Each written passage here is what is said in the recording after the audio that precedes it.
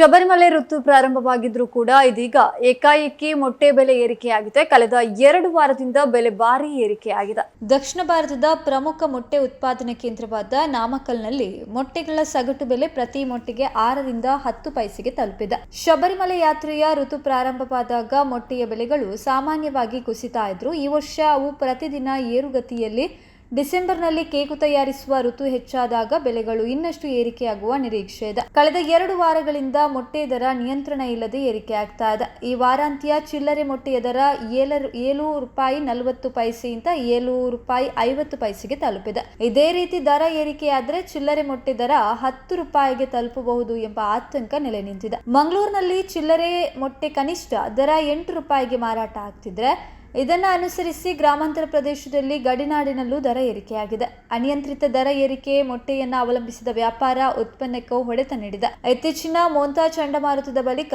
ದಕ್ಷಿಣ ಭಾರತದಲ್ಲಿ ಮೊಟ್ಟೆ ಉತ್ಪಾದನೆ ಗಣನೀಯ ಪ್ರಮಾಣದಲ್ಲಿ ಕುಸಿದಿದೆ.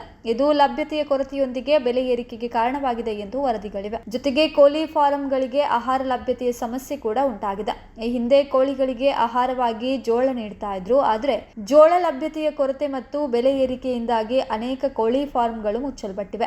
ಇದರಿಂದಾಗಿ ಆಂಧ್ರ, ತಮಿಳುನಾಡು, ಕರ್ನಾಟಕ ರಾಜ್ಯಗಳಿಂದ ಮೊಟ್ಟೆ ಪೂರೈಕೆ ಸಮರ್ಪಕವಾಗಿ ನಡೀತಾ ಇಲ್ಲ. ಇದು ಬೆಲೆ ಏರಿಕೆಗೆ ಕಾರಣ ಆಗಿದೆ. ಶಾಲೆ, ಅಂಗನವಾಡಿಗಳಲ್ಲಿ ಮಕ್ಕಳಿಗೆ ಮೊಟ್ಟೆ ವಿತರಿಸಲು ಬೆಲೆಯಲ್ಲಿನ ವಿಪರೀತ ಹೆಚ್ಚಳ ಕಷ್ಟಕರವಾಗಿ ಪರಿಣಮಿಸಿದೆ. ದಿನದಿಂದ ದಿನಕ್ಕೆ ಮೊಟ್ಟೆ ಬೆಲೆಯಲ್ಲಿನ ಏರಿಕೆ ಬಹುತೇಕ ಜನರ ಪಾಲಿಗೆ ಹೊಡೆತವನ್ನ ನೀಡಿದೆ.